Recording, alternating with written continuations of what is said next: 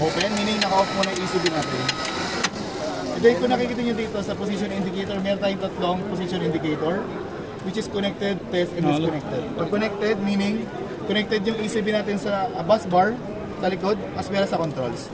Sa test position naman, meaning disconnected tayo sa bus bar, pero sa controls is connected pa rin tayo.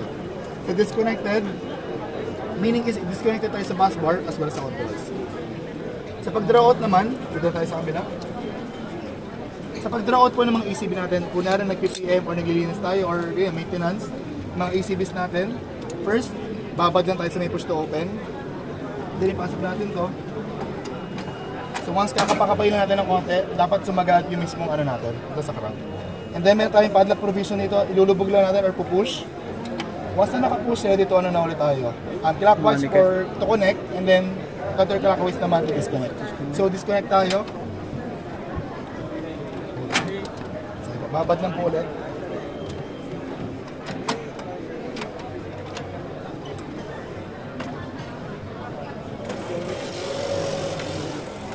Ayan. So as you can see, yung arrow indicator natin is umaandar yan unti-unti. So in every position, aangat to yung sa may padlock provision natin.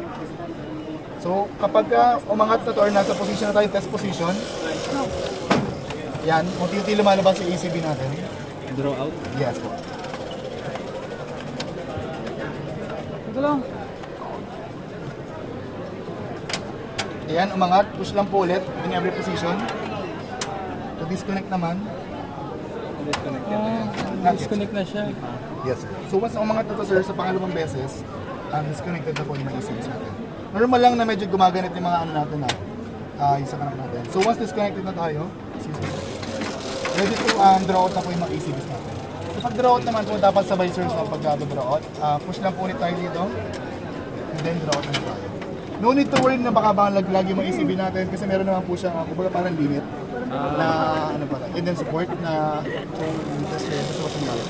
Kabubuhatin na yan. Yes, sir. So PM, linis, sir, punas, or langis, or anything. And as you can see sir sa indicator natin, since disconnected nga po tayo, disconnected tayo sa controls, as well as sa bus bar naman. So sa pag-connect naman po, tingnan din tayo ng vice versa lang. So sa pag-push or pag dapat sabay lang din sir, dapat pantay. Ayan sir.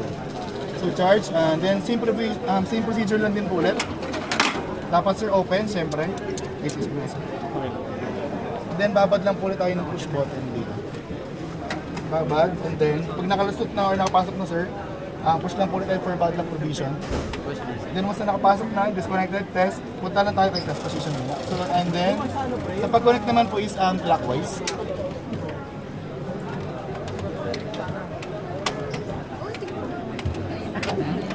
Umangat sa test, and then push lang po ulit.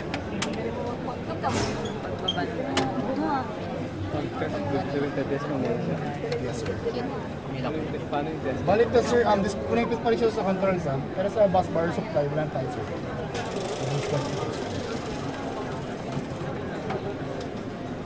Kaya medyo gumaganit na, pero normal lang naman yan.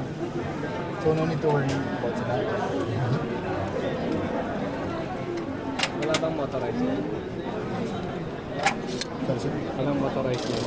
Yun lang yung hindi ko rin Bilis sir. mo na lang para pumapasok mo na lang. Ayos din naman sir, parang workout mo na rin pag gano'n. Ayun. So ayun, pagka-connected na tayo, ready to close na ulit tayo.